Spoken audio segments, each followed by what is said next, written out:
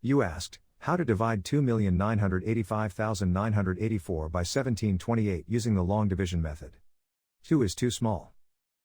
29 is too small. 298 is too small. Use 2,985. 2,985 divided by 1728 equals 1. 1 times 1728 equals 1728.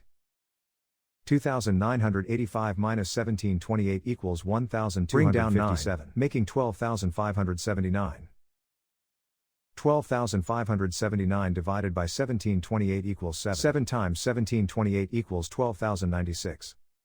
12,579 minus 12,096 equals 483. Bring down 8, making 4,838.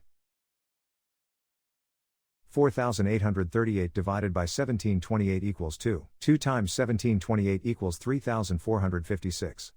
4,838 minus 3,456 equals 1,382, making 13,824. 13,824 divided by 1728 equals 8. 8 times 1728 equals 13,824. 13,824 minus 13,824 equals 0. The remainder is 0. The final result is 1728.